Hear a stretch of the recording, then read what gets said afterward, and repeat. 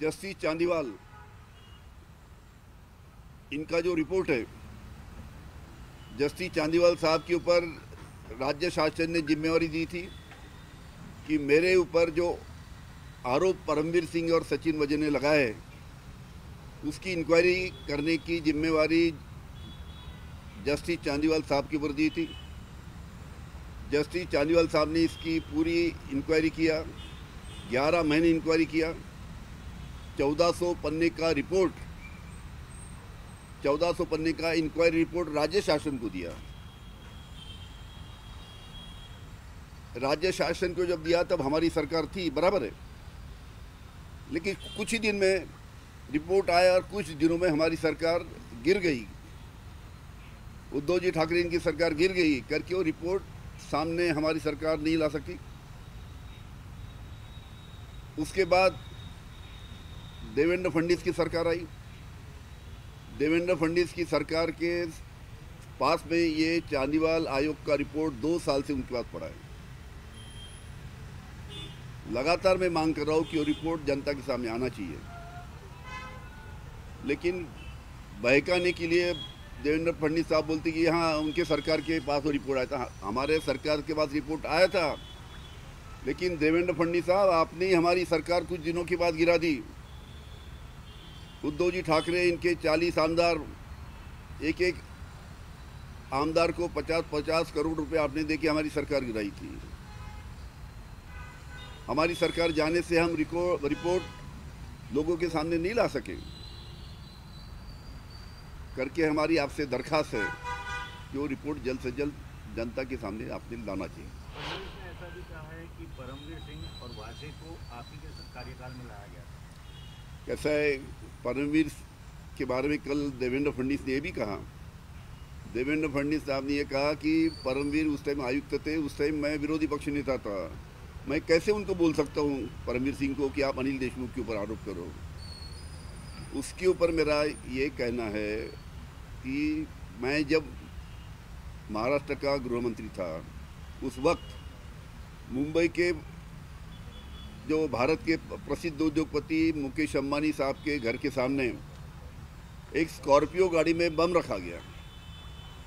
बम रखने के बाद में स्कॉर्पियो गाड़ी का जो मालिक है उसकी हत्या की गई। अब जब ये दोनों घटना की हमने इंक्वायरी की तो हमको जो बातें सामने आई कि ये दोनों घटना के पीछे मुंबई के पुलिस आयुक्त परमवीर सिंह ये मास्टरमाइंड थे। इन्होंने ये दोनों घटना को अंजाम दिया, उन्होंने या उनके बाकी सहयोगी ने। और उसके बारे में परमवीर सिंह को उस वक्त 3 साल पहले अरेस्ट होने वाली थी और खुद को अरेस्ट नहीं होना चाहिए करके परमवीर सिंह देवेंद्र फडणवीस या केंद्र शासन को सरेंडर हो गए। और देवेंद्र फडणवीस ने उनसे बात करके उनको बताया कि हम आपको पूरी मदद करेंगे, आपको अरेस्ट नहीं होने देंगे, लेकिन आपको ये सरकार गिराने के लिए अनिल देशमुख के ऊपर आपको आरोप लगाना पड़ेगा। और इसके वजह से परमवीर सिंह ने मेरे ऊपर आरोप लगाया।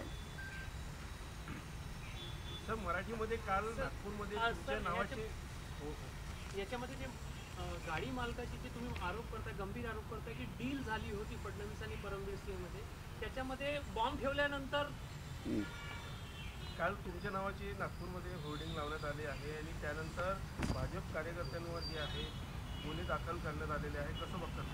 कसं आहे, जे काही काल होर्डिंग लावण्यात आले होते त्याच्याबद्दल मी ट्विट केलं कालच आणि त्या ट्विटमध्ये लिहिलं की धन्यवाद देवेंद्र फडणवीसजी, तुमच्या आशीर्वादाने हे संपूर्ण होर्डिंग लागले नागपूरला। महाराष्ट्रामध्ये तुम्ही किती घाणेरडं आणि किती खालच्या स्तराचं राजकारण करताय याचा नवीन अंक या होर्डिंग लागल्यामुळे नागपुरात जनतेला पाहायला मिळाला। अशा पद्धतीत काल मी ट्विट केलं होतं आणि देवेंद्र फडणवीस यांच्याच आशीर्वादाने हे होर्डिंग लागले होते। त्याच्यावर पोलिसांनी कारवाई केली आणि ते होर्डिंग काढलेत आणि ज्याला कोणी देवेंद्र फडणवीस यांनी लावायला सांगितले त्याच्यावर कारवाई करतील।